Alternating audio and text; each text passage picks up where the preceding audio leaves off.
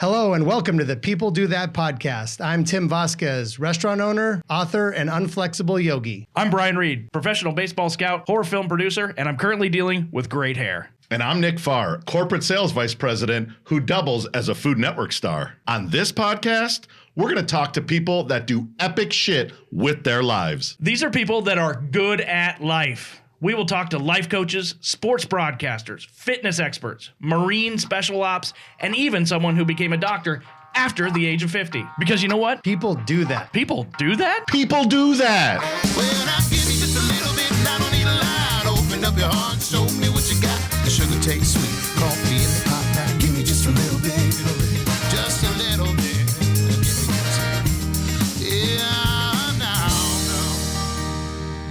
I'm super jacked about the guests that we have for later, but I wanted to check in with you guys. Everybody okay? Good weekend? Yeah, good weekend. I had an interesting one at the Coles. Oh, The Coles on Val Coles. Vista? Yeah, the Coles on Val Vista. Did you ever get Bluetoothed? blue. No, I don't know. Where you don't realize that the person that you're going to talk to they have their AirPod in. Yes. Yeah. And apparently it's a thing with the younger crowd where they only put one in. Yeah. And if you're on the right-hand side wrong and it's in their profile. fucking left ear, you don't know. And then you think that they're talking to you and you answer them and then they just turn. Sorry, bro. Bro. What did you say to them? No, I thought the guy was like, I can't find these fucking dress shirts. And I was like, bro, they're right over there. And he was like, oh, no, I'm not talking to you. I'm like, so I know you're wondering, I did not leave Kohl's with any purchases because I got the fuck out of there as fast as I could.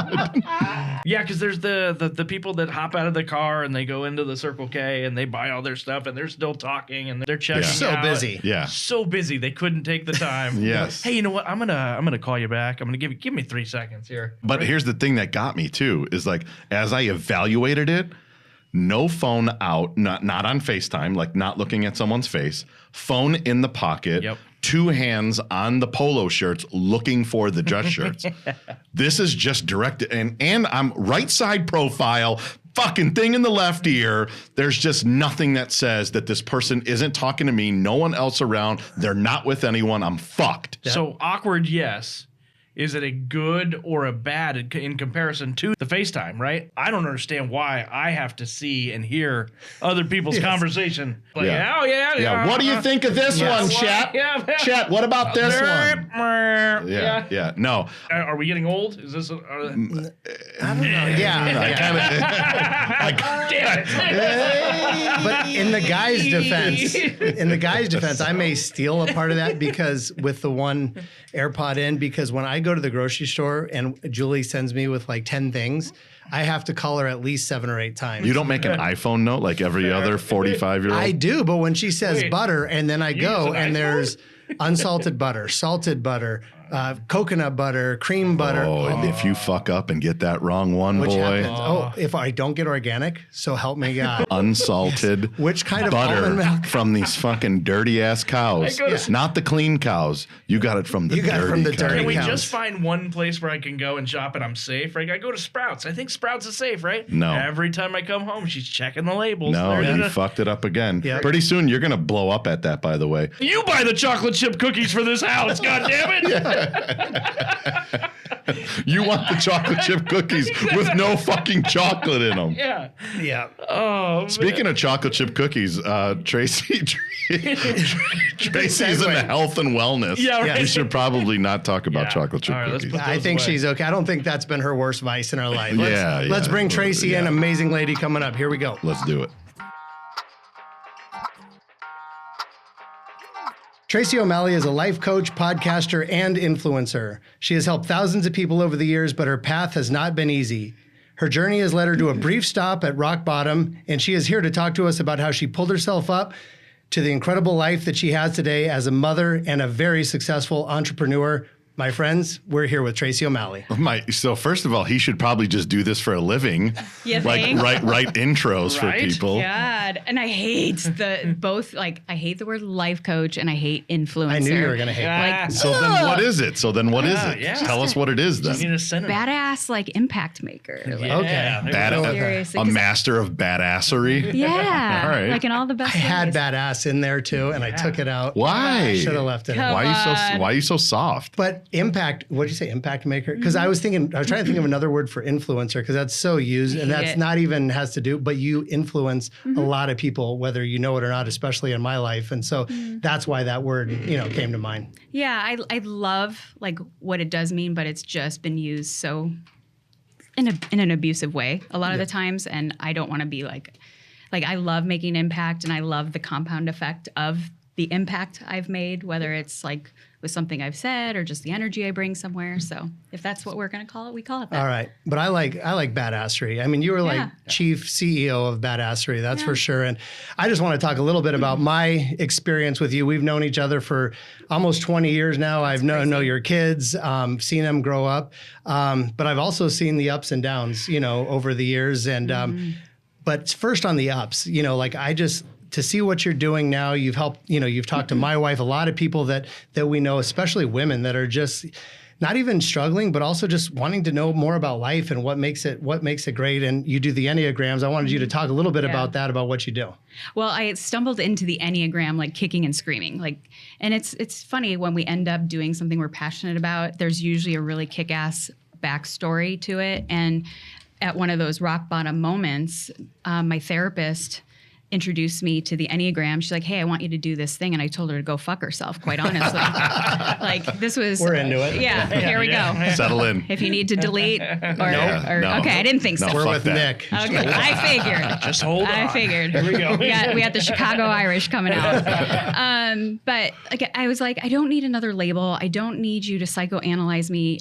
Here's all my issues and my coping problems. I need you to fix that. She was like, my dear, and she's tough and she's wired a little bit like me. She's like, your best thinking has gotten you here. And this actually might help you get out of the box. Not only the world has put you in, but you've also put yourself in.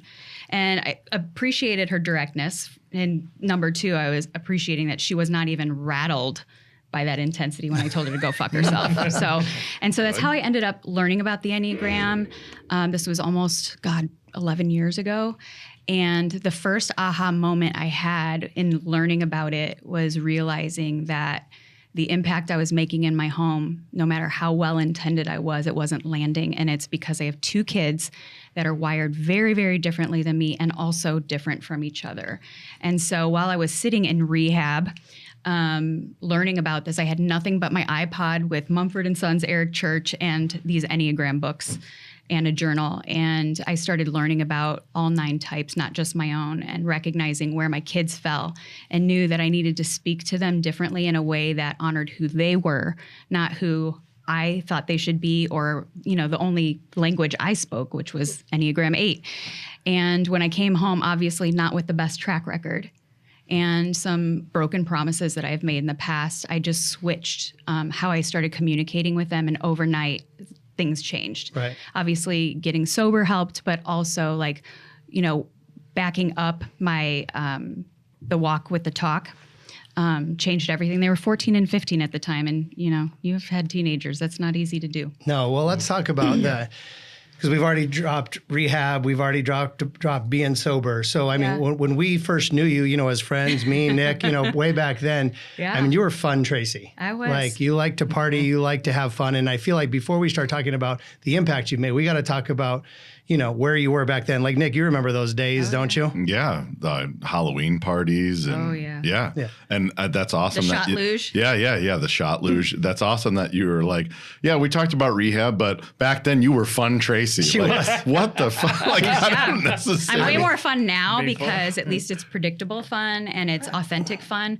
But yeah, I was like that girl that if you tried to leave, oh no, not before you do a couple shots, because I was so uncomfortable with myself sometimes in the quiet.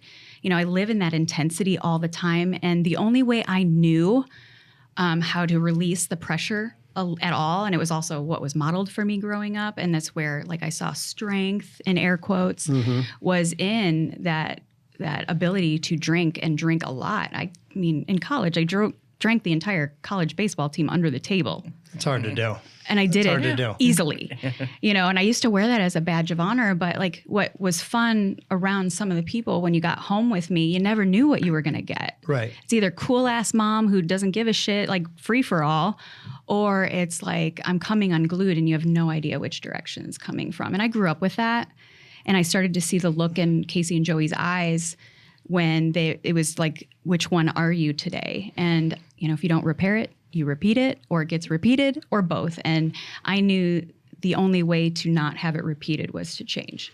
But when you say you grew up with it, what does that mean? Is that your parents or your? Yeah, my dad was a very high functioning alcoholic, drank every single day, but you would never know. Yeah. You would never know. He never woke up hungover, never missed a day of work, never, was never that. But like talk about a quick, 100% Irish temper. And I mean, my job as a 5-year-old was sitting behind him in the car because he would fall asleep.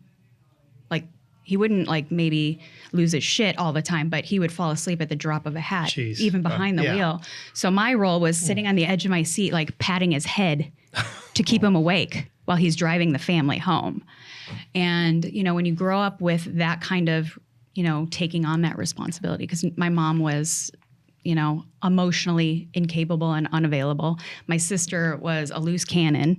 So I was kind of the one who supposedly kept it together. And from the age of 4, I've been taking care of people, and not always in the best way. But my dad adored me. And so I was being reinforced that was good.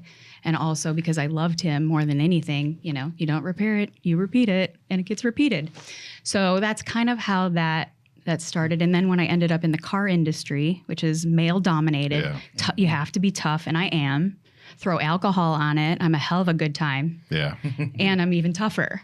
So it was almost reinforced even more. And that was where things, when I had to, when the recession went down and a divorce and, close the doors on my business, I had to go into the corporate end of the car business. And I was actually scolded for not using my expense account and bringing people out. So I'm like, well, fuck it. You're giving me permission. You're going to be sorry. This bar tab's going way up. And it did. And that's where things in that like 2.5-year span really escalated. And I was no longer fun. Well, and it's such a fine line too, because we were all at those Halloween parties. We were all having a great time. And I remember seeing you it was like at Little League, like equipment, like pick up or drop off or whatever, and you were picking it up or dropping it off for Paul, and totally hungover. And so was I, because we had been at the same party the night before. But that fine line is like we were both hungover, but for me, it was like, I'm going to deal with this, and I'm probably not going to drink for a few days but for you, how did you know you were at that line of like, I got to make it, like, this is like bad, I got to make a difference? It was the look in my kids' eyes. And recognizing that I had that look my entire life. And I know where I struggle today. Like, even though on paper, I can make shit happen, no problem. But emotionally and how I cope, I knew if I didn't show them something different, they were going to do exactly, like, they do what we do, not what we say to do. And honestly, like, everybody in my life, everyone at that time in my life thought I was crazy for going to rehab. They're like, you don't have a problem. I'm worse than you. I'm like, yeah, but you're not looking in their faces. I am.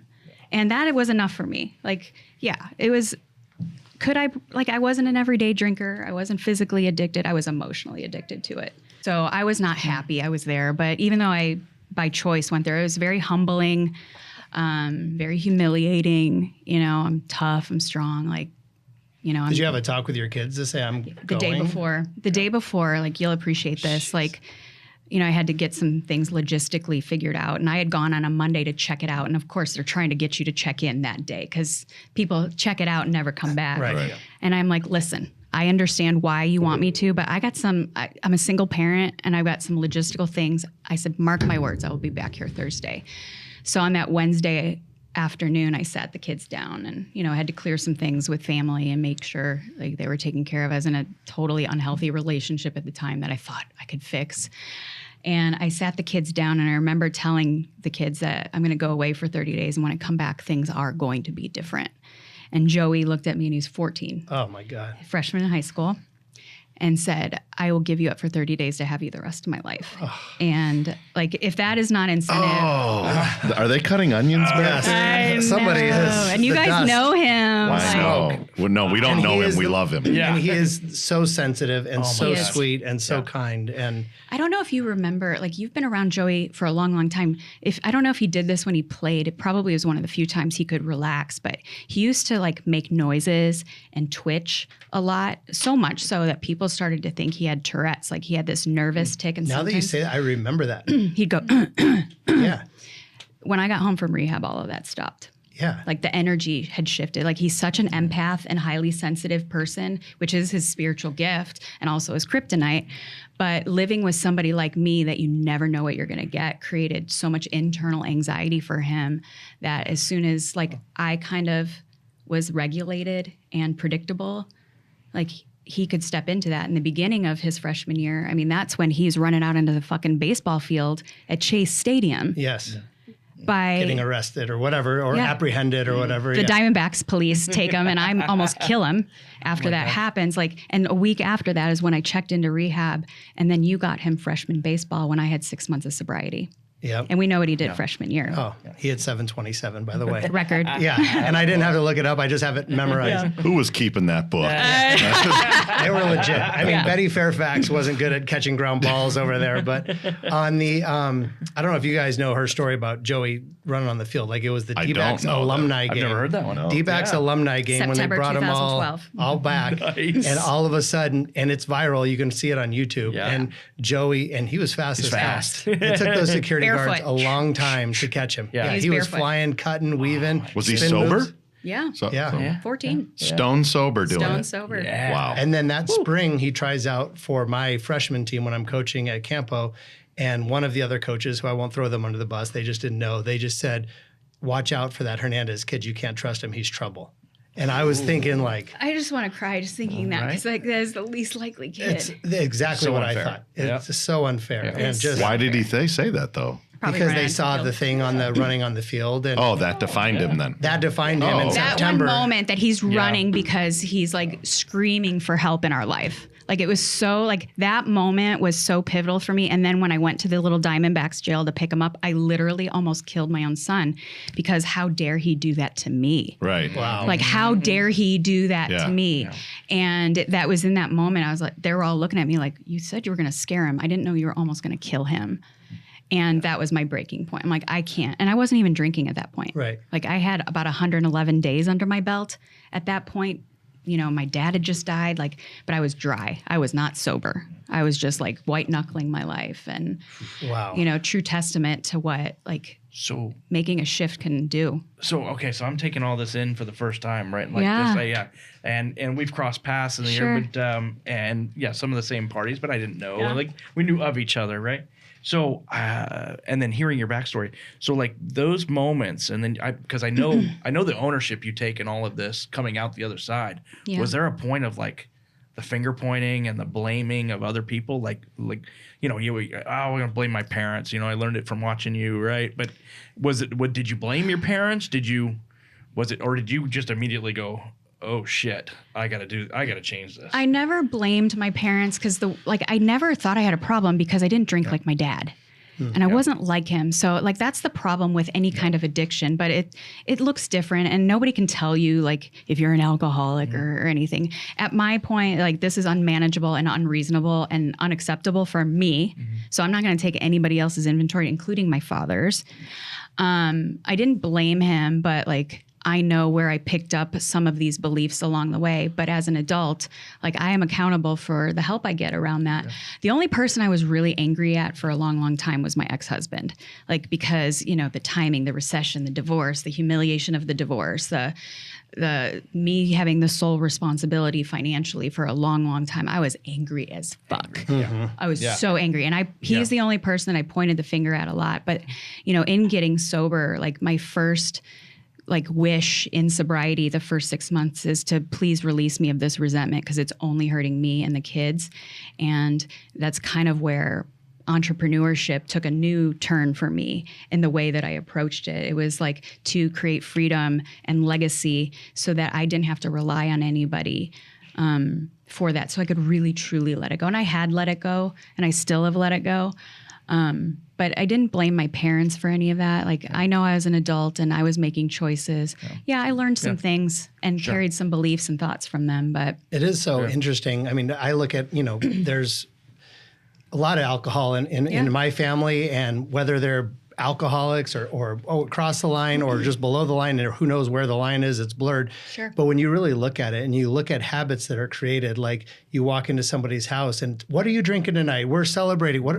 It's Tuesday. I don't know. We're not celebrating anything, or rough day today. I'm going to have a drink, or, you can look at any emotion and it's like, we need to either celebrate or we need to, numb it with alcohol. And when you look at that over and over and over again, you probably don't blame your parents, but it's easy to like look at and not even know that it's a problem at the time.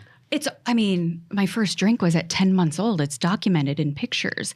Like, every member of my family walks into a household with a cooler. Right. Like, it's just what I knew. Yeah. And I could have, if you had told me 15 years ago that I would not be drinking, I would be like, that's hilarious. Like, I was born to drink and fight. I came out of the vagina doing both, and now I don't do either. And like, I don't judge anybody. Like, there are some people that can have a few. There are some people that can't. And again, it's not my job to take anybody's inventory. Sometimes you just don't get it till you get it. Right. But when people in my life were telling me, you don't have a problem, like, they were uncomfortable with my shift into getting stronger and better. Because if I am saying I have a problem, what does that say about them? And I never, I'm like, you do you. Hey, we've all got that friend. Or like, at least I'm not that guy. Yeah, exactly. Right? And I wasn't, I wasn't And you were terrible. fun, but they probably went, I'm okay, because that's, But then it's on them. And right? that's how I justified it too. Even when there were moments that I was like, ooh, I dodged a bullet there, or like I hurt them, but not too bad. At least I wasn't like as bad as my dad. And that's how I really, I came by it innocently because it is all I knew. But like I said, I got to the point where this is unacceptable, and I don't want generations after me to think this is okay for us. How do you, so you said that your kids drink, and what, do you give them words of wisdom? How do you address it at all, I guess? I mean, they know that it's in our family, not just on my side. It's on their dad's side too, not from him, but in the family. The alcohol, there's addiction, I think, in every family. Anytime we're seeking something outside of ourselves, we toe that line of okay, are we using this to celebrate or for experience? And again, so they've always been aware. And I think when Joey I think Joey has more tendencies than Casey, believe it or not. And she's the more extroverted person. But I started to see behaviors in him that I was like, listen, I'm not telling you how or what to do, but I can see where you go with this. It's just something you're always going to have to be aware of. Are you doing this to, have a good time and an experience, or are you doing it to numb out, to escape, to take the pressure off? And if that's the case, just think twice before you do it. And, it's more about the living amends and the walking my talk, and how great and amazing I am today because I don't. They're on their own journey, and I'm not here to play God in anybody's life. So they're going to have to figure it out one way or the other. So it's more like guardrails, the bumpers. Bumper bowling. Yeah, bumper bowling. But it's just like anything. It's the intent and the integrity in which we use it, right?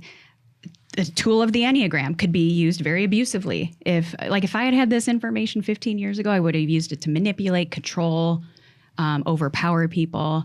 I think anytime you have to check the intent and the integrity in which you operate with anything, any tool, any alcohol, any weed, whatever. I think that advice that you just gave, that you said you gave to your kids, that's right on for what any parent should give their kids advice about drinking or whatever. They need to make their decisions, but at the same time, it does run in every family. And being aware of it is so important. And just knowing that there's addiction and that's a thing. So just kind of check yourself from time to time. Because when you think about, kids, even in high school, college, our kids' friends, there's some of them that are towing the line, or even, and they might not even know it because they only have been modeled a certain behavior. Well, my intent with everybody, because like I said, I don't know if it was on air or not, like I didn't necessarily have a drinking problem. I had a really bad coping problem. And with my kids, because they were at this pivotal age where they were starting to experiment, 14 and 15, and my dad had just died, who was the active alcoholic in my family. It was kind of like this perfect storm of showing them a different way. And my whole goal with not just my kids, but anybody that I'm put in front of is giving them the tools and healthy tools in order to not lean on anything, to numb, to escape. So the cool part is they are equipped with a lot of really emotionally intelligent tools. They have strong critical thinking skills, not just with the tools that I use, but I lead by that example. So the chances of them really leaning into anything to do any of those things have decreased by a shit ton because they have the tools to regulate and navigate the hard parts of life, the full scope of emotions. Right. And so like, I'd rather arm them with stuff that when life on life's term comes and kicks them in the teeth, they don't need to lean into stuff. They can have it, but it's not like their crutch like it was mine. Yeah. Right. The thing I thought, the leading by example, obviously, and I knowing your parents, and I know your parents, like strong personalities within the parent, and that balance between the two, right? But you just said something that I think every parent, and I'd like to remind my kids, you just declared yourself as awesome. I am. You are awesome, I'm a right? fucking awesome parent. Right? She is a fucking awesome person. And that is now. And so at what point, at what age, like when could you say that about yourself? Did you call yourself that before? Like I was a good tactical parent. Yeah. Like I always made shit happen, and like no matter what happened, I would make sure there's a roof over your back or over your head, and I would make sure you had what you needed, even if it wasn't the best. Like you would not stand out in a bad way. But I wasn't a really strong emotionally aware parent and a nurturing parent. And thank God I have the best mother-in-law in the entire world who is like, I love her so much. And even though I've been divorced longer than I was married to her son, like she treats me like one of her own and continues to show me what nurturing looks like. She's got some issues, like we all do. Right. But I needed what I needed from her, which was modeling nurturing, because I was never exposed to that. And so when I knew, because, in this being accountable and knowing that I'd, in those 14, 15 years with the kids, like there was some marks that I couldn't just erase because I got sober. And I was really honest with them. I was like, listen, as you grow and evolve in life and experience new things are going to come up. You're going to have memories of things that you learned from me that maybe are a crutch and not so great in your life. And I really want you to know I'm a safe place to let it all. You can express it any way you want. But, in talking to them, I was like, well, what's one thing that you got from me that you loved? And both of them said, we never had to worry. You always had our back. Like you never let anybody tell us who we were. You let us know who we were. And it was spot on. Both of them, without fail, said where you lacked was nurturing. And they both have said, and you've more than made up for lost time. When that happened, that's when I'm like, I'm a fucking awesome parent. Fucking awesome. That's right. So that was probably about 2-3 years into recovery. Good. So 2015. Okay. One thing I wanted to bring up, it's going back just a little bit, is I've seen your posts on your dad. You always celebrate his birthday. He's passed away now, but every year you do just an amazing post and pictures of you guys at ball games in your Cubs gear. It's just amazing that he's probably the one that modeled that alcoholic behavior most to you, and you look like, it seems like he is probably one of the most special people that you've ever had in your life. Like everything that makes me really savvy, smart, the things I do in integrity, I learned from my dad. Business. And he did have a sensitive streak to him. Very rarely did you see it. And it was at the weirdest fucking times. Like he would make a shitstorm out of one fork in the sink. But when all hell was breaking loose and I really needed him to come in clutch, there was nobody that I would ever want in my corner. And even as a little girl, when I'm sitting behind him whacking his head to keep him awake, the next day he's teaching me about investing and being independent and resourceful. And he always saw the spicy part of me and celebrated it. So like, I think that, you need that polarity. Polarity is what makes things amazing. And polarity is also what takes you down to the foundation. And looking at, even though my dad modeled the alcohol part, my mom modeled isolation and emotional unavailability. So like it always takes more than one kind of person to. What does that look like though? Because I'm from where you're from. Yeah. 95th Street in the Lake. Yeah. Like my dad was a cop for 34 years. My mom stayed home with 4 kids. I'm the youngest of 4. What is emotionally unavailable, or as you said, when your kids say the nurturing part of it, like what does that mean? Yeah. So like my dad was obviously the strong power in the house. And, this is where the Enneagrams really helped me because, 8s, which is what I am and what my dad was, were motivated by being strong. And depending on the measuring stick in which you are shown what strong is, like you're going to discern that. So like dad was strong, mom was weak. Mom basically married my dad in order to get out of an abusive household. So she was like 17. My dad was 21. Like they were kids, and at an early age, I remember her telling me, "You're so much like your dad." And she was intimidated by my dad.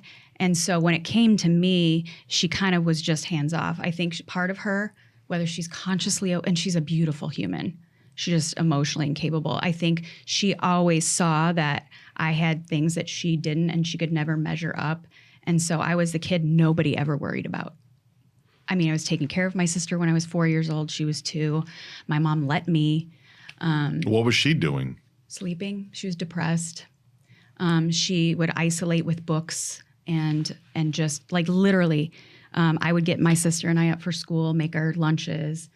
Was she a stay-at-home mom? Yeah. Yeah. So your dad was at work? My dad worked in the insurance industry, and I was like, wow, like you work really late. He's like, well, people work during the day. I have to go to their house at night, not recognizing that he would come home 1:30 a.m. every night. Bars close at 1.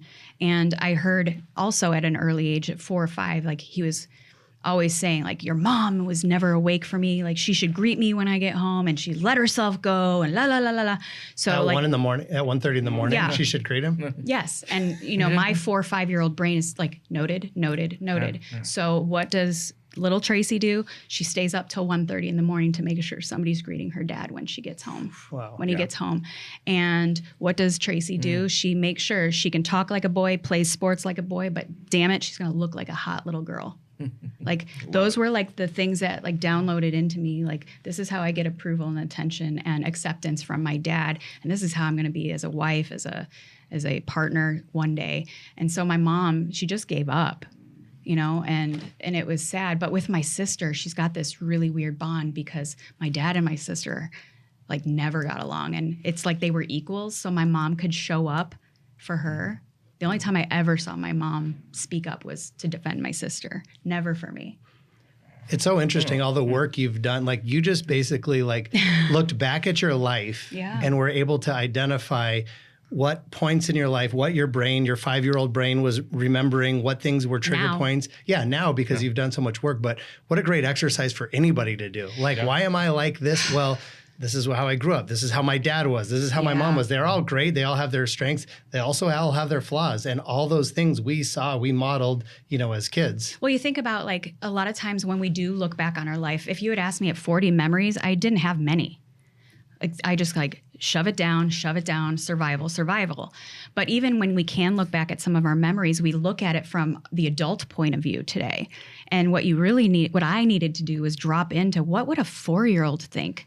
Or what would a 4-year-old feel? And it all hit me because I was 28 when I kind of started this journey of exploration. I knew I had these anger problems, and I knew I was like a time bomb waiting to go off. And the relevance of that timing is when Casey turned 4. And all of a sudden I started looking at my own daughter as a 4-year-old. I'm like, how the fuck did they put that responsibility on a 4-year-old? Like, how dare they? And I was angry back then, and like I was livid because I was like, I can't even imagine that. And sadly, I knew like if I don't get help now, Casey's going to pay the price. And she almost did. Like I was going to project every bit of anger that I had ever had onto this little girl who got a life that I didn't. And I would clip those beautiful free-spirited wings. That's and so fascinating because we've talked about this. Like what were our parents doing at this age, right? Yeah. Like at 40, at 45. But I've never looked at it from that side of it, the flip side. Like, Yeah. what was I thinking when I was And 5? When feeling. watching, feeling, yes. And the thing is kids feel like everything's Yeah. like their fault. You Yeah. know, they're so self-absorbed because Right. they're innocent and they don't know any different. Like Right. they take personal responsibility. Now how they go about, expressing that to the world. I took the personal responsibility that it was my job to make sure dad didn't kill us, to make sure mom at least could prop her up. Like, Yeah. what's that movie? No. Weekend at Bernie's. Bernie's. Yeah. Bernie. like prop Bernie up. Yeah. Like, get up, do Yeah, something. and my sister was like setting fires everywhere. I mean, my sister at like 12 years old put her face through an aquarium, and I was like holding her face together, and like my mom is numb. I'm like, Jesus Christ, and Yeah. Oh my God. yeah, What it is was like happening? it was a shit show. But When is the movie coming out? Yeah. of your Yeah. life? I know. Yeah. Well, if when I die, there's a movie made, please have Pink play me. Pink, you got it all right. Caden's going to be a future movie director. Yeah, He's so going to we- Chapman All right. University, so he's got Perfect. it. Yeah. Yeah, it's a hell of a story. Pink's got it. Pink. Hell of a story. Yeah. Oh yeah, Brian might do it. Go ahead and put me down as the dad. Yeah, there you go. Oh, you'd be a good one. I want the small kid to smack my head. To wake you up. I want to be Joey. But Yeah, you need Joey a in the Joey. future. I think, man, it's this is like Yeah. fucking crazy. But to I was me. so fun, wasn't I? Yeah, This was yeah. all brewing under the surface. Yeah, no you one never knew. know. But I do want to know, like, how did you leave your home? I don't know the Chicago to Arizona. Like, Yeah. I don't understand that. Or maybe it was in Chicago and then it was here. Or, This is such a great story because, like, I literally just became an empty nester last month for the first time. Both kids moved out in the same week. I have Irish twins. Of course, they do everything at the same time, and they break my heart at the same time. And I'm also so excited, like, for them. And it's the first time I've ever lived alone because, like, my parents, obviously, my role was, like, I didn't go away to college. I stayed local. I went to, like, College of DuPage, and then I went to Lewis University because I could commute because I was afraid of what would happen if I left. And then my parents got divorced, of course, like the day I graduate high school. Dad introduces me to his married girlfriend on the day of the divorce. And I'm like, They stayed together for your benefit. thank you. They really No, wanted is it- you to say. They wanted to create a for you. Dude, how many solid times do home. you hear this though? Is Well, that what yeah. actually happened? It did because I was 10 when it was Holy getting shit. Yeah, it was 10 when they were getting really bad, violent, like terrible. And I heard the word divorce and I told them, if you fucking get divorced, I will disown you. I was 10. And of course they stayed together and got way, way, way worse for the next 8. And of course I said it was all my fault. So when they got divorced, I was graduated high school. My sister still had 2 years left, and I knew she was going with mom. I could not leave dad unattended. So I went and lived with my dad. And, it was pretty dysfunctional. And then I met my husband in college. And honestly, I believe, like looking back, I didn't know this at the time, but I really believed in my whole heart that leaving because I wanted to, because I had dreams and something to pursue, was unacceptable. My role was to be my father's keeper. And the only reason I felt I could justify myself to leave was if I got married. And so Paul was from Arizona, and he brought me out here in March to visit, and I was done. I was like, oh, okay. Yeah. March? That'll do it. Like, there's no snow on the ground. Took you to the Cubs then spring Training game and Yep. ho come. Yep. Suck them in, man. done. Because I was making fun of him. I was like, you're a pussy. Like, it's not that bad in Chicago. Yeah. And it was like a 65 below When you wind don't know chill. any different. I had no idea. I was like, why do people, don't tell anybody about this place. So anyway, but when I was telling my dad that I was going to move to Arizona, I was getting, we were engaged, we were moving the next year, or we were getting married the next year at 21 years old. But when I told my dad I was moving to Arizona, he threw a table. Oh. And not in like a WWE Hulk Hogan way. Like in No. a serious, you're fucking leaving me. He didn't say those words, but that was like what I picked up on. He wasn't mad that I was getting married at 21. He could care less about that. It was that I was leaving. And I remember on my wedding day, because we had to have the wedding in Chicago, and then the weekend after we had like a reception here in Arizona for all of his family. And on my wedding day, him and I got into a fight because I wasn't paying enough attention to him. Oh, Oh. On my wedding day, we're fighting okay. because my attention was elsewhere. And that's when I started to have hard boundaries with my dad. And for the next 10 or so years, he started dating somebody who became my stepmother, and she they were married till he passed away. And thank God for her at the time, because she was like this conduit of communication, even though she's got her own shit too. But like she was this kind of gatekeeper where I could say things to her that I knew she would relay to my dad, and I didn't feel that pressure to have to live up to something that I was never going to be able to do again. So that's how I ended up here. And, you know, then I got divorced and the kids pretty much were with me all the time. So this is like the first time ever. I know. And it's so weird as it is, but if you've never lived alone. Have you? So what are you You going to do? ever lived by yourself? No. You? Like alone? Just you. Yeah. No. I went to Flagstaff for a day last weekend, and I had to line up the pillows next to me in bed like somebody was sleeping with me so I could fall asleep. Yeah. But I want to talk about like the rise to badassery, because as your friend, all this was happening. I had no idea to the extent of any of this. Yeah. And now so many things about Joey's behavior at the time are totally making sense to me. Yeah. But you disappeared from your friend group for a time, and like nobody heard from you. It's called Nobody knew what rehab. Yeah, but it was an extended time. It was like But- rehab, and then like she's not showing up at the parties and not drinking anymore. It's like a lot of our friend groups that you used to be with all the time. I don't know if I'm sure you did. Tell me, did you disassociate yourself from people? What did you do? Boundaries? How did you make it happen? You know, like one of the things I heard in rehab and I thought was bullshit was like, you can't heal in the same environment that you got sick in. And sometimes you got to change the playground in which you play in. And, you know, those friends that I was friends with were amazing, and they still are. Like, do I have much contact with them? No. And there was a few incidents, like as I was getting sober, that was really rocking the boat for some of them. And, you know, there was other shit behind the scenes that we don't need to talk about that went on that, you know, I had to decide, like, am I gonna like burn the boats? And because I had already tried doing it my way for 111 days, and I tried keeping all the same friends and the same boyfriend, and I was white knuckling it every day. And, you know, my kid jumps out onto the field, and I go to Vegas for one day, and like I'm jumping out of a moving cab all of a sudden after one night of drinking. Wow. You know, so I recognized that my way of thinking and my way of strong willing it wasn't going to do it. And so everything and everyone I was willing to lose except Casey and Joey. And I didn't care what anybody thought about it. And it includes my family. Like, so I took my social and familial network down to zero other than those two. It's like when your computer is just acting up and just a glitchy bitch. Start over. You just have to restart and do it the way that takes like 10 minutes to restart it, and just kind of like forget everything you knew. And I did. Like, it's one of those things, like, you know, if you work out and you work out the same way all the time, like, you can keep piling on and nothing's going to change. You have to add different kinds of resistance to the muscles. And, you know, I had been flexing a certain muscle for 40 years and it wasn't working anymore.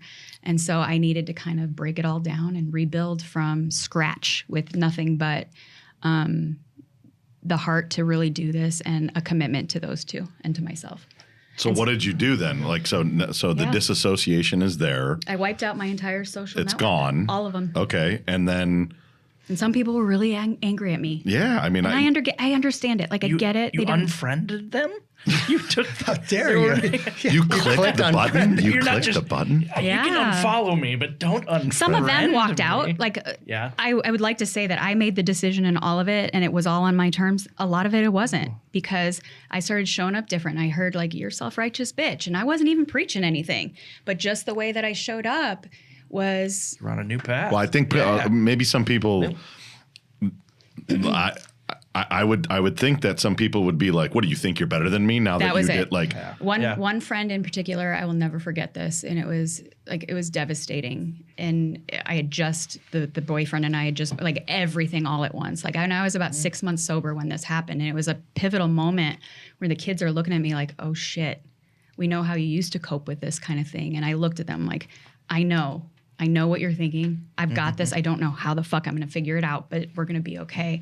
And at that same time, my closest friend at the time said to me, like, I don't know who you think you are, but maybe you should take some of that, like, sober book shit and relook at steps 8 and 10. What? Ooh.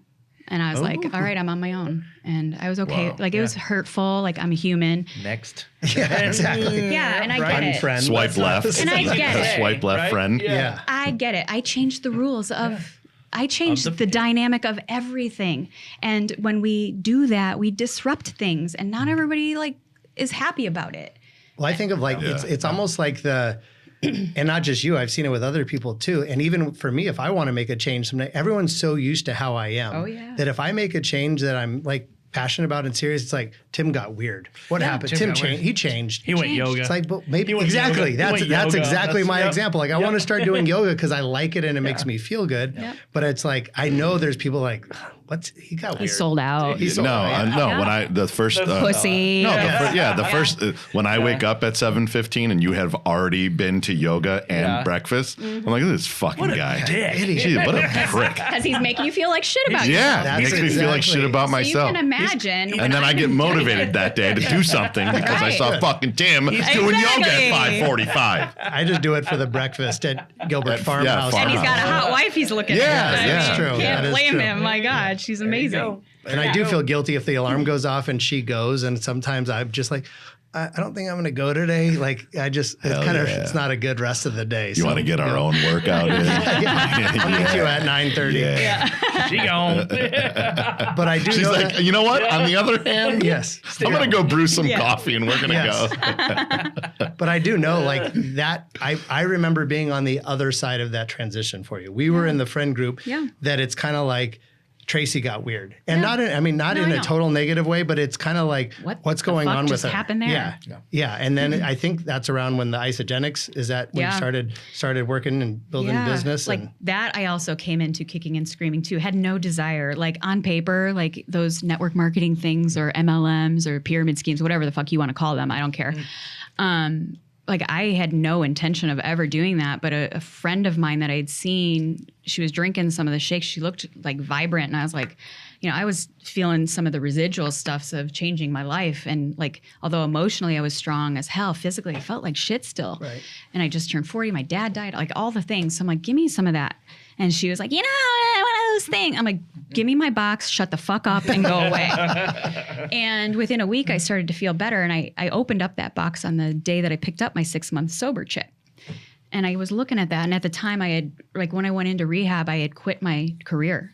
Like, cause I knew it, like, just like the friends, like I can't get well and healthy in the same environment that like created the, Because the second you walk into the dealership, hey, fucking sober Tracy. Yeah. Like, yeah. And just all the things. I wouldn't have lasted if I stayed. And I knew that.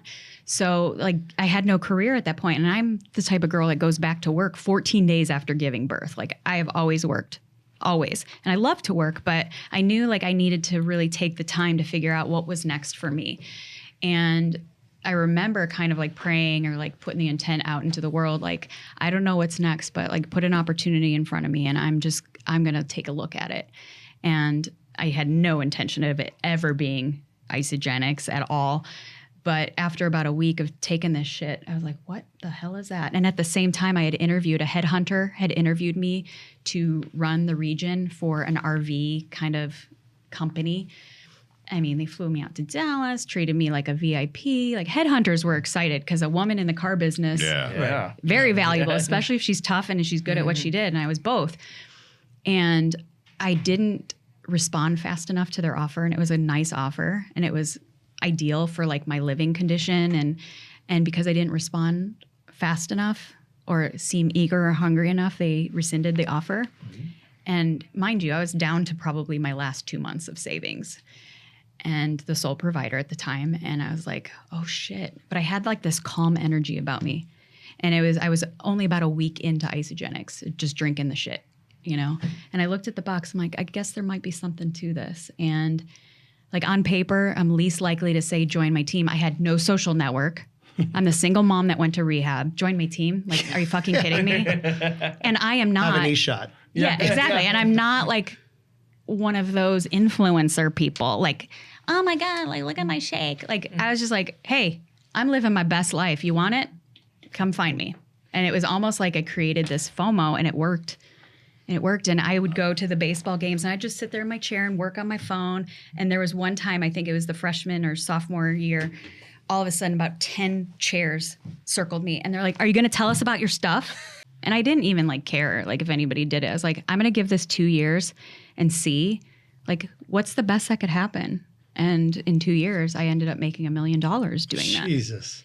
2 years it took me incredible. to make $1 million bucks. Like unreal. That is incredible. Yeah. The crazy part about that was the leverage. And this is like, I've always been somebody in business of any sort, like leverage. When I was in sales, it was always about the relationship. It wasn't about quantity for me. Even in the car industry, I was like, put me in front of people, like I'm solid. It's curtains. But I'm not your turn and burn kind of girl. And when I was thinking about like building this network marketing team, like depending on how this comp plan was set up, I couldn't make it successful if it was about like recruiting people. Yeah. There's no fucking way I could do it. But when I saw, and I'm smart with numbers, and I saw like how it was structured, I was like, okay, this is about leverage, and I'm solid there. Yeah. As long as I know a few key people and have the right people, and I know leadership, and now with the tool of the Enneagram, I was like bulletproof with it. I could talk to anyone, not just intense fuckers like me. Like, this is what I'm going to do, and we'll see what happens. And in that 2 years, I only brought in 82 people. Only. That seems like a lot to me. That's 4 a month. That's not a lot in network marketing skills, but those 82 people produced 15,000 in my organization. That's leverage. Yeah. And that's how I built. And But how do you get okay, 4 a month, you make it you minimize the 4 a month. yeah. You didn't do it through going up the douchey way and Nope. going, hey, I haven't saw you for a while. Want to meet at Black Rock for coffee? Oh, God, Right? no. You know, one of the things I learned in recovery, and I still maintain this to this day, you know, we hear about Alcoholics Anonymous, right? And I've always been vocal with it because only 2% of us stay sober. 2%, like 98% fail. And That's the number for alcoholics? That's the number. And addiction in general. Like, it's tough. Wow. It's a tough road. And there weren't enough examples of that. In fact, in day 2 in rehab, when my therapist is like, you know, telling us the statistics, and I'm looking around the room and doing math, and the first words I ever said to anybody is like, you're all failing because I'm the 2%. Like, I said confidence. that. I was like, I know, like, I'm doing this. But, you know, I heard attraction rather than promotion of this kind of way of life. And like, I don't take anybody's inventory on how they operate with alcohol, drugs, codependency, sex. I don't give a fuck. But I'm living this life, and if you are vibing with this kind of energy, it's attraction rather than promotion. And same thing with my business. I was like, I'm living my best life. I'm working on top of Camelback Mountain. If that is something you, and I never even said, if that's something you want. I mean, I did kind of allude to it, but it wasn't douchey at all. And in fact, people were mad that I wasn't talking about it with them. In fact, this one girl who's in my organization still, she's like, I'm not doing that. I'm like, last I checked, you called fucking me. I said, you said you wanted the shake. I didn't tell you shit. And her husband's like, you know what she's about to do. I'm like, I don't fucking care if she does or not. And it was almost like the reverse. And it wasn't manipulative. I truly believe that if I just attraction rather than promotion, the right people will show up. And once I have the people in front of me, I know what I can do. I got to say, too, I was at one of Cam's baseball games at University of San Diego, and there was a mom in the stand sitting next to me, and I started following the mom, and she's, you know, in the Isogenics Like organization. walking around her? Yeah, not following her. Stalking. She went to the Hey, creepy concession. guy. I went to the concession. Saw what she bought. No, I saw, and I just asked her because she was in the Isogenics group. I'm like, do you know Tracy O'Malley? She goes, oh, yeah, I know of her. And I'm like, oh, yeah, she's a good friend. She like grabbed my arm. You know Tracy O'Malley because you're not an influencer, but you're an impact fight it, maker. Tim. Fight it, Tim. Everybody wanted to know what you were doing. And she thought, I mean, you were like her Oprah to her. It was really incredible, the influence that your story and that you had on her. It's weird because like I appreciate that, and I get it. Like, I do get how powerful the story is, and the tenacity and the resilience and the resourcefulness to make it happen when I had no social network, and to stay the course and to do it in a non-douchey way. So much so, like, why I did become very impactful in that company, nobody could figure out how the fuck I did it. And they're like, what are you doing? What's your secret? What's your secret? Yeah. How many coffee setups did you have? Yeah, and how many? and I was everything that was not cookie cutter or by the book in that industry. And I broke the mold at the beginning of this digital marketing, affiliate marketing, social selling bullshit. And you both are in the sales. Is that a thing? Like, I'm loving this promotion or attraction versus promotion. Is that a sales thing, or is that a Tracy O'Malley thing? Or I love that. It's a little bit of both. It's like I walk my talk, and the real people can sniff that out a mile away. And that's why it only took me 82 people, because I was no bullshit. My energy has zero poker face. Like, it's why, like, you like me. It's because, like, what you see is what you get, even when I was not at my very best. Like, I'm not going to bullshit you. Like, if you want this, great. And if not, we're still friends, and I'm not going to make it weird. And that's why I'm sober 11 years, too, and why I work with a lot of people behind the scenes that have struggled with addiction. Because it's like, obviously, like, I'm doing this in a way that not only has created beautiful things for my family, but I'm thriving. Yeah. I think, I mean, for me, I'm only 24 years, 16 and 8. Is that 24? 24 years in sales. I think, it's not who writes the best script and who has the best email and who can get the best click rates on your, like it's in my TikTok algorithm for some reason. I hear the douchebags on the phone, like, you'll never sell something. And I'm like, yeah, if that were me, like, neither would I, Right. Yeah.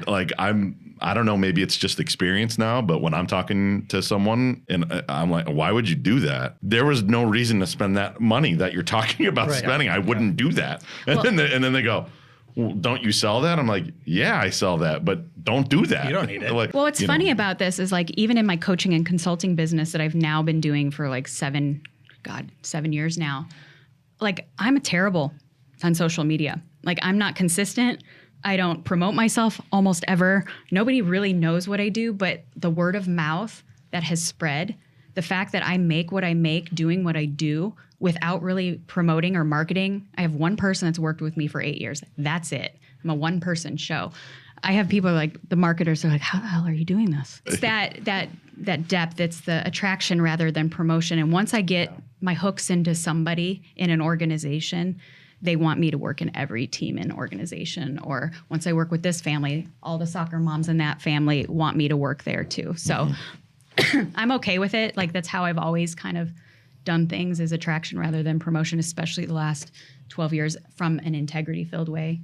It's just working for me, and I'm here for it. Who, since you're the inspiration for these other people, who were some of the people that inspired you to do some of these things, these amazing things? Now, I know that you're talking about selling cars before that, and selling shakes, right? Because that's the short version of it, right? I like slinging shakes out of my trunk. Shakes, yeah. We joke about him being the taco salesman, right? Yeah, I get it. It's a lot of Slinging burritos. Yeah. So many fucking tacos. So many fucking I'm here Jesus for, where are the tacos? Right? Yeah. I'm stealing that attraction over promotion for some Yeah. folks, though. Yeah. Like It's that really, really important. Like, Yeah, just like, this is what we offer. And if you like Tacos. authentic food that is like And Sonoran Mexican You know food, where to find us. You'll know where to find us. But if we just post all the time and put it on a billboard, noise. that doesn't have as much of an impact. You know Oh, you sorry, what were you getting at, Brian? Inspiration. I like to hear about Yeah. people's inspiration, right? Especially the I'm not somebody who puts anybody up on a pedestal typically. I'm a faith-filled woman, so you can, deduct where that comes from. But honestly, I was 9 years old when Oprah did AM Chicago. Yeah. And it was before the Oprah Winfrey Show got syndicated. And I would VCR tape her show. And there was something, because she's very different than what you typically saw on TV. And I felt very different than anybody in my circle. And I was just really intrigued by her. And, you see the glory, but you don't always know the story behind it. And I remember the first time as a 9-year-old hearing her talk about parts of her story. And I was like, and at the time, this is when things were really bad in my household.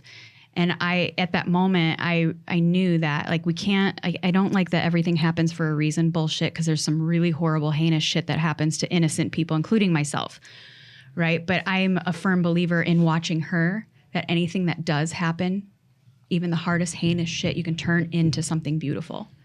And so, like, even though, like, she's a little weird for me sometimes, it was when I was 9 and seeing and hearing her, and then what she proceeded to do from then moving forward, that you can turn something crappy into something magical. I would have lost that bet. I would have not. I would, if you could, I could have said 100 different names. I wouldn't have said, because I wouldn't have thought that something so young in where you were from, even though I probably have some too. So maybe it's, we're all inspired by athletes, right? It's athletes or, Mark Grace and Ryan Sampson. Trust me. I had a dog named Jordan, Gracie, I had all. I would have said those guys. I would have said sports. Jordan. No, but it was because from a 9-year-old, I remember getting on my bike as a 9-year-old, and everybody used to say, "Thank God it's Friday." And I used to my whole nervous system was dysregulated the minute Friday would roll around because I knew what was coming.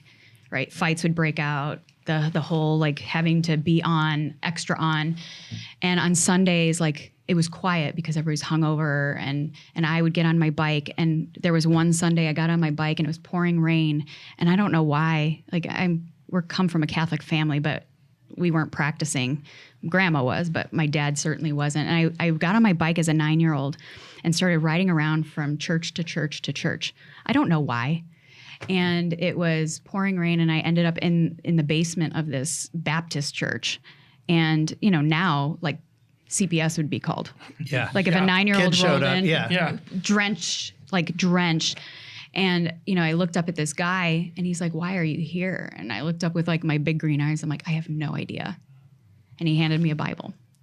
And I was like, but I was always seeking, trying to make sense of why shit was the way it was.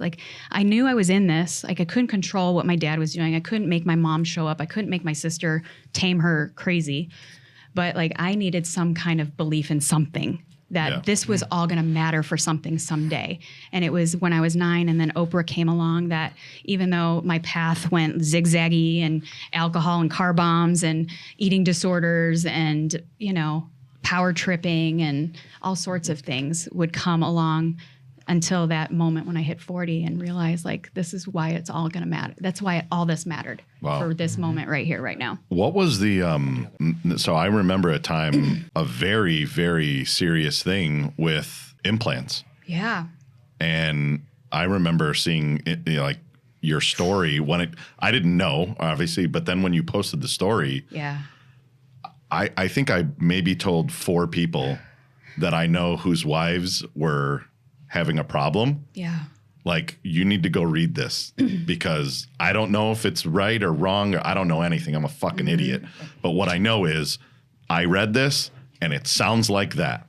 Yeah. Right. And I think 2 of them actually took action. You don't even know who they are. Yeah. I'd love to introduce you to them at some point. But when was that? This is this was a life-changing thing that happened in 2017. But in 2015, I was in the rise, that $1 million income, 3 years in a row, I was just shy of $1 million a year. And the weird subculture, you talked about the mom at the baseball field, it was weird. I couldn't walk around the town without people kind of knowing who I was. And it was weird, and I'm not into that. No, but that's true. Yeah. But my ego fucking loved it. My bank account loved it. And so and the company was loving it. And people were like, "I'll fly you here so you can teach us all about leadership and how you do this. Because you're so different." Yeah. And of course, my adrenaline was and I was for something beautiful. Right? I was going to use the shit that I've been through to matter for something. And so going on it. But at the same time, I had swapped out old implants that were 15 years old for the newer ones. And I didn't put 2 and 2 together, but within 5 weeks of the swap out, autoimmune stuff started to show up. I put 15 pounds on overnight. And although I'm vain, I was just concerned that there was no explanation to that. And I went to 14 different specialists over the span of 2 years. Because I felt like I was dying, but I was doing all the right things. I'm sober, I'm healthy, I'm living a clean lifestyle. I eat right, I exercise, I, manage stress well, but my body system by system is failing, and I could feel it. And I'd walk into doctors. I'm like, "Listen, I know I got 15 minutes, but if you're going to try and slap a pill or something on a symptom, I'm not here for it. Explain to me why a 44-year-old woman is dying." And none of them could tell me. And it was exactly 7 years ago, or 6 years ago this month, that I was talking to a friend of mine because I was doing like colonics and detoxing and blood infusions and everything to try and save my life. Thank God you had some dough by this time. This cost me do all that. This You're cost me burning $200,000. I was going to say hundreds of thousands. $200,000. None of it was covered by insurance to save my life. And I talked to my friend and she's like, I have the doctor for you. And it was a functional doctor and the consult was 3 hours. What is a functional doctor? I'm sorry. The outside of the box kind of doctor. They look at the root of the issue.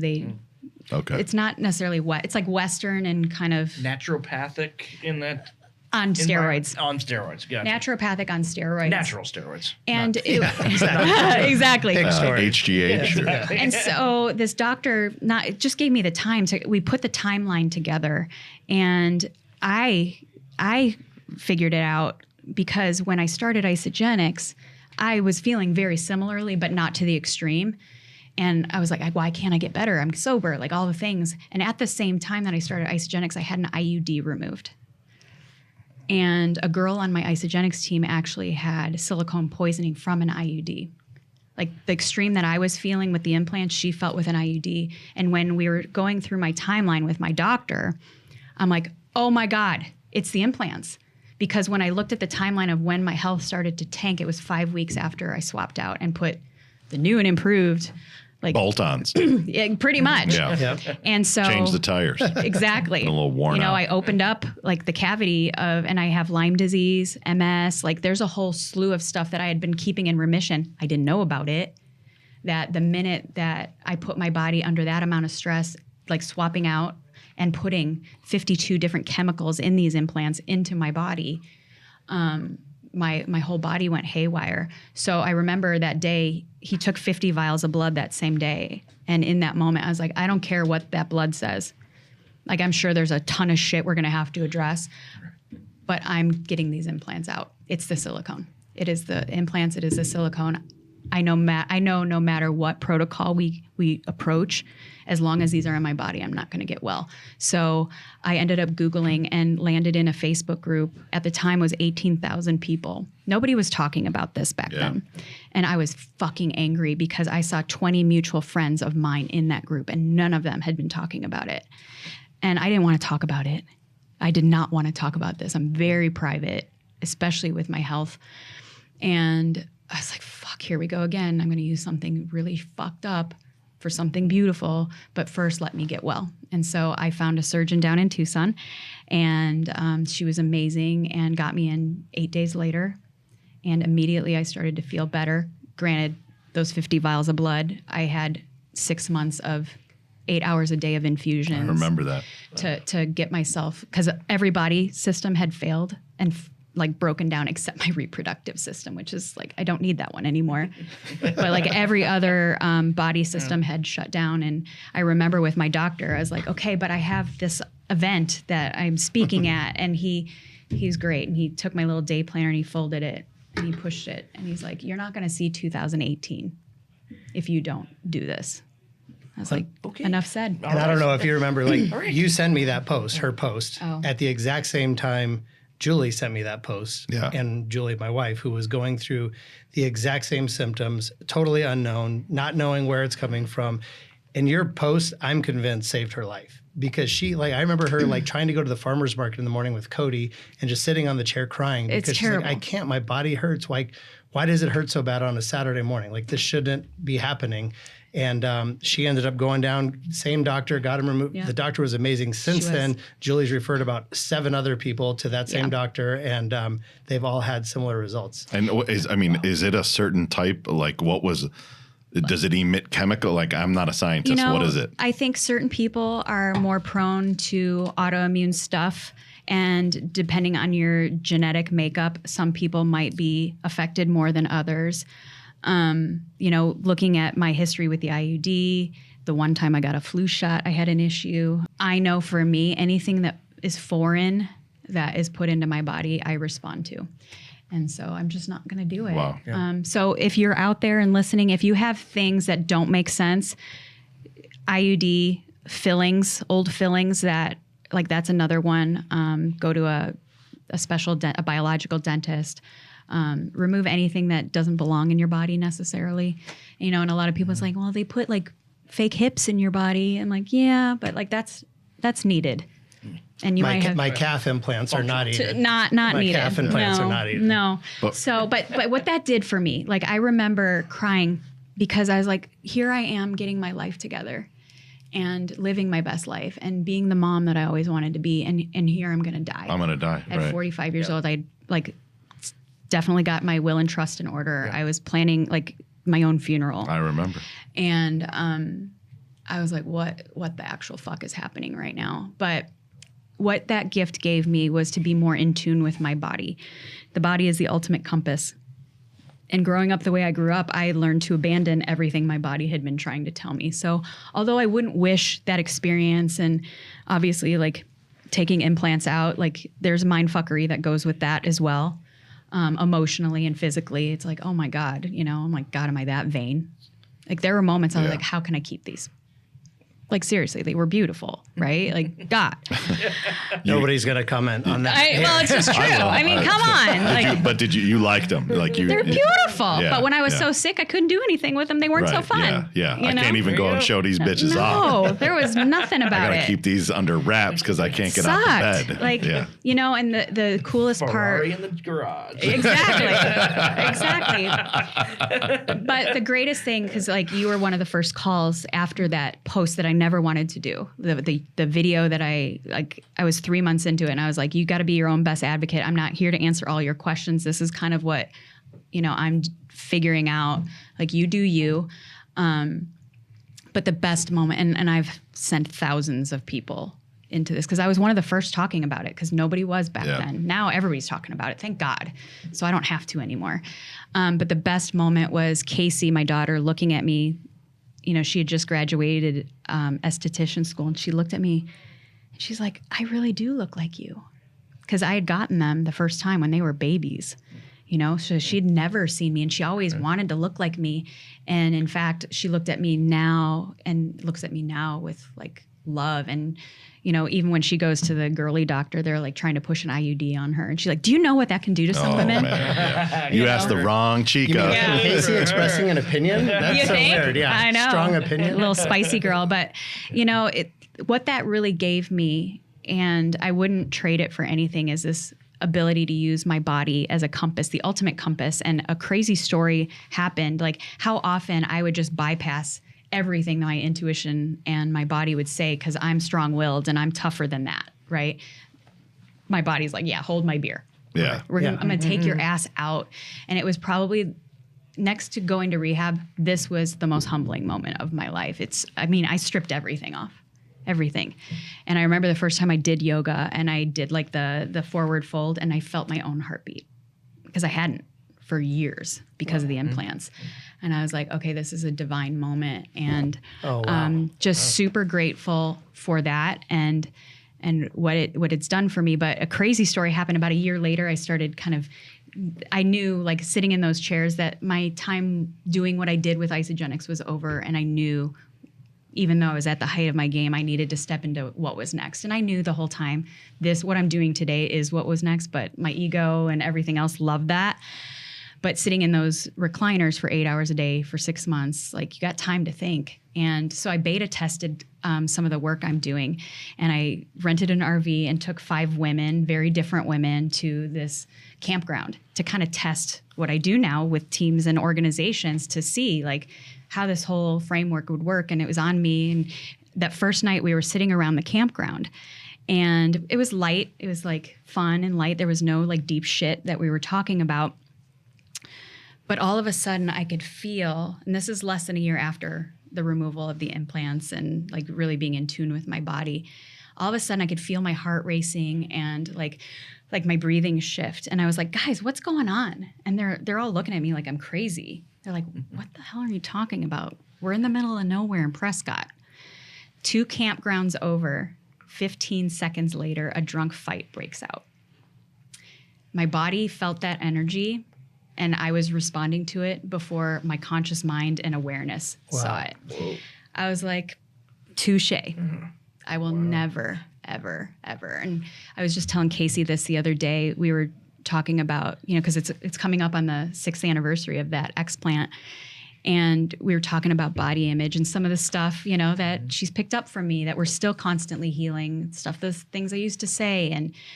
And the one thing that I said is I was waiting in that hallway, getting ready to be rolled in. I was all by myself because, of course, I wouldn't let anybody help me. I just made a vow and promise to God, like, I will never, ever disrespect this vessel, this body again. Not with my words, not with my thoughts, not with my actions. And so that wouldn't have happened without that experience. And, the fact that I can make impact with that story and people can go on and get their health back or think twice before doing it, then good was done. I think we need to do Kaden 2 movies about her life. Yeah. Because you can't make all that stuff. version 5. we haven't. So that's the next thing is like she segued into it, but Yeah. I know. I mean, we're getting to the point where we gotta shut this down. But Yeah. but the whole leadership thing and the roster of the companies and the testing on the campground, like, what is this? Yeah. Like, what is like? I mean, did you write like a motivational leadership something? Honestly, like I've taken, with recovery and with anything, you take what you need and leave the rest, right? And I picked up some really beautiful tools in recovery that I think can be applied to we're all in a process of recovering from something, right? We don't have to be, doing Irish car bombs, jumping on tables and all of that. And because the more that I recognize that I'm not the only one that grew up with some rough shit, and I'm not the only one that has coping mechanisms, and it doesn't matter what they are. So I started taking tools that I picked up along the way and applying them to real life situations and leadership because, we lead in our homes, we lead in business, and they're enmeshed. Whether we like to compartmentalize it or not, we're still the same kind of person. And the older we get, like, obviously, like, we don't want to energetically bankrupt ourselves by trying to be all these different people and wear all these different hats. So I'm like, let's wear one fucking hat. Just change how we wear it. Sometimes we flip that fucker backwards. Sometimes we shift it to the side. But, like, we're still who we are. And so between that and for 5 years, I was using the tool of the Enneagram, telling no one. Like, I was discerning who they were in front of me because those online assessments are inaccurate. And I knew this. So I was like, I'm going to try and figure out what they were. It was like this game. And, like, if I figure out who they are and what motivates them and what their fear are, then I can speak to them. I build credibility and trust immediately. And I've gotten so good at it without a fucking assessment. I use it. Now, the one that I use is 95% accurate, but I pretty much can figure out somebody within minutes. And they're like, Jesus, I just met you. You, like, read my mind. I remember when you talked to Julie, she's like, she saw into my soul. Her test, you said your test says this, but I think you're more like that. And the one you actually felt she was a little bit more like. Yeah. I mean, like I read all the paperwork on it. I'm like, that is exactly who you are. Yeah, behaviorally she looked like the other one, but motivationally and at her core and where she is rooted, I knew it wasn't. And so between the two, using the tool and the framework of the Enneagram, because we're more than just our type, there's all these different like supplements, supporting roles. Like, obviously my 8-ness and that intensity is not always the right tool for the job. Eightness, the number 8. 8. Yeah, the challenger. Okay. Yeah. Not always the right tool for the job. So I need to be able to pull in these other kind of tools and supplements that are connected in that system, in that framework. And it's a really beautiful language that, like, instead of just saying, well, you're like this, so you do this, like having 9 different kind of languages that I can teach to companies, organizations with a framework that, like you asked earlier, like, do these books tell you how to do this? No, they give you the information. Information doesn't equal transformation. I got all the information in rehab that I needed to know, but until I integrate the information, that's where transformation happens. And I happen to be the integration specialist with that tool, with tools of recovery, with 51 years of life experience. And you heard, I pretty much experienced everything but the loss of a child. Mm-hmm. Yeah. I'll knock for you. Yeah, that's like wood or literally, whatever. I've experienced everything a human can experience other than that. And I think that PhD and mastery in life experience combined with those two kind of tools really, like, companies more than ever, especially after COVID, they're having to leverage people with a lot less. They have to be able to lead people remotely. People are getting the case of the fuckets, so you have I'm to. stealing that one. Yeah. They just are. And so you have to be able to know, like, what's at the root of that and how to communicate with them effectively in our homes as well. marriages blew up with COVID because they couldn't distract with all this other stuff. Yeah. Like having this tool and doing sessions with couples has been life-changing. And now companies like Google, Amazon, John Deere, Yeah. How do you get in touch with those companies? it's the power of leverage. Like Google and John Deere was somebody in Isogenics that was not part of my team, but I saw something magical in her. I was not financially linked to her. I had gained nothing by leading her, but I liked her and I saw, and it was good for the company, and good leadership is hard to come by. So I mentored her. She had shitty uplines. She hated them. And I was like, I don't care. You're my orphan. Like I gain nothing but this, but I like you and you make me better. And she is the connection to Google and both John Deere. So you just do something, you follow your heart without any, I don't have an agenda. Yeah, no agenda. I have no agenda. I believe that everything will line up how it's supposed to, and that connection happened 8 years after the fact. And is that so that once you get that connection, and then she goes, "Hey, I think you would be good with this." Are you teaching the Enneagrams to those companies? Yeah, I assess the entire C-suite executive team. Ironically, one of Isogenics' competitors, they have me on retainer as their executive coach for the entire leadership team. And now I've done everybody in the company by department. And I teach them like who they are and who each other is. And then what happens is they're like, can I do this with my husband? Or can you do this with my family? Yeah. And so like the ripple effect of that, like I said, all I need is the introduction and put me in front of them. Let me do what I do best. I will have referrals. The day I reached out to her, probably about a year and a half ago, and I'm like, can you come talk to our Sombreros managers? And I gave her a date. I'm like, can you do it on this date? We have a little hotel, suite over here. Would you do it? She's like, I would love to. I'm going to speak to John Deere. Where was that? Out of town somewhere? It was in Monterey, California. In Monterey, California. So I'm like, oh yeah, no, that was stupid of me. Yeah, stupid. No, I totally want to. I totally. We budgeted $400 for this. I was just going to buy her lunch, actually. I know, It's a green chili burro waiting for you. You're amazing, Tracy, and I know you're actually going to do another recording after this. So yeah. But this is exactly what we wanted. These are the kind of people we want to talk to. You were number one on our list when we said, let's reach out and let's have somebody that can, you're a change maker for sure. Yeah. And literally you've saved lives, like actual lives, but I'm sure you've positively impacted more people than you even know. Well, I hope so. That's what we're all here to do, right? Like leave our mark, leave a legacy, and make a difference. So I know like if my time on earth is called tomorrow, like I've done good. Yep. Well, Brian or Kaden, if you could make the movie, that would be great. You guys got that? Yeah. Remember, pink. I got it. Pink, yes. Got it. What I heard, like, And Josh Duhamel is my boyfriend. Okay. Yeah, that's pretty good. I heard prioritizing with family, like that. We talked about the reset button and like changing. Just we've joked about the 3.0, right? We're all coming to that. The first 20 years I'm of on your life. 5.0. You're on 5.0. Yeah. Oh my God, She's beyond us. Yes. Yeah. But prioritizing the family and just in knowing that that's all that matters, right? Because you knew people as much as you cared about them and they cared about you. They don't care. They don't. At the end of the day, it's about what's most important to you. And I think all of us as husbands and as fathers, that's number one for us as well. And that's kind of the cool thing about talking to people with different stories and different backgrounds, but those common traits, those common things, and that reset button, and just looking yourself and making that, oh my God, I did make that change. Damn it, he's good, huh?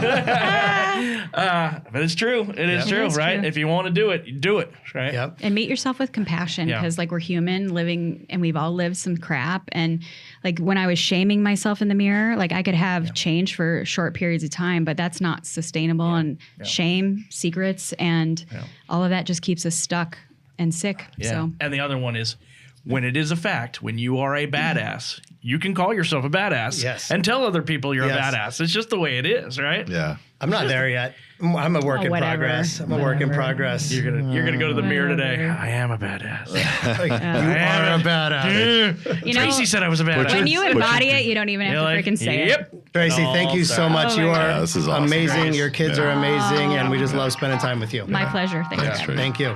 Best.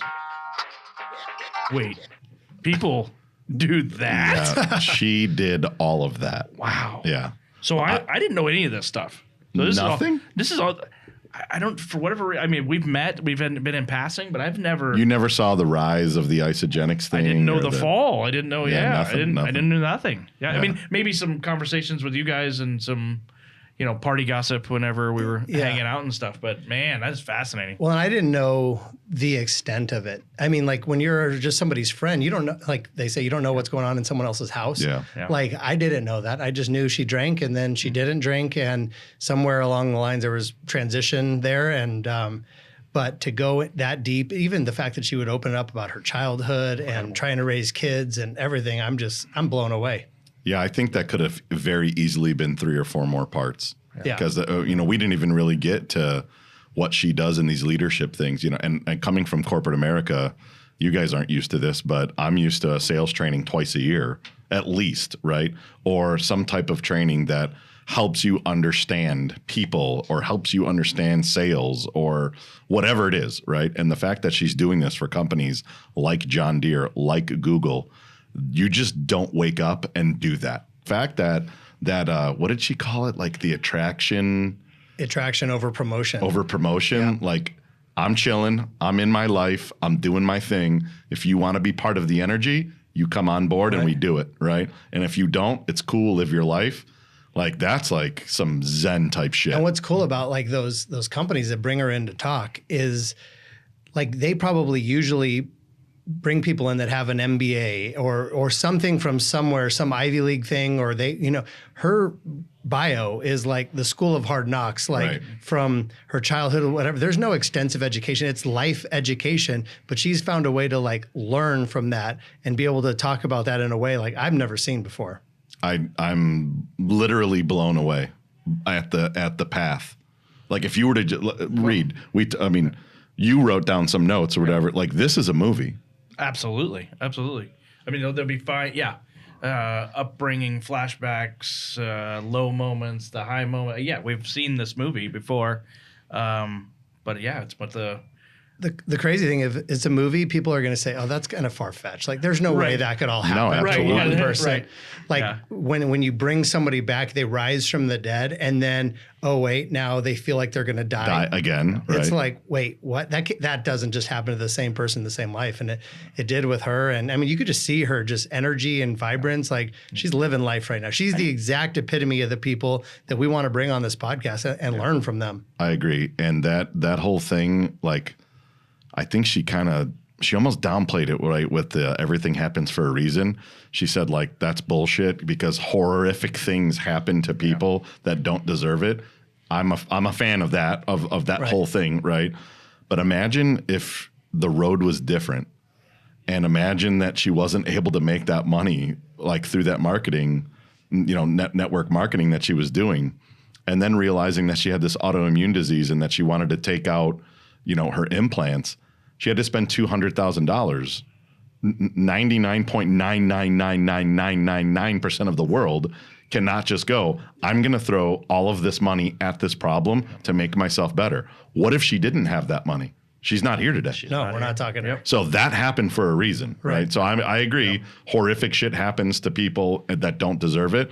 But that marketing thing and that network marketing came at the right time for the right reason. And it's almost like if you really think about it, was this the world's way of saying you're gonna get this, right? You're gonna get this because wait till you see what we fuck you with next. Right. And we're gonna see if you can go through it and actually do it. And then take that and you went through all of that because now you're gonna help people. And you're going to save lives, and you're going to help people talk through. I mean, it's like it's insane. It's insane. We could only hope that we can talk to more people that are as inspiring as that. Yeah, we'll find them. We're going to attract them. Yeah. This is the question mark part of the show, right? Yeah. The people do that. Oh, now give me just a little bit, and I don't need a lot. Open up your heart, show me what you got. Sugar taste, sweet coffee. Give me just a little bit. Give me just a little bit, and I don't need a lot. Open up your heart, show me what you got. Sugar taste, sweet coffee. Now give me just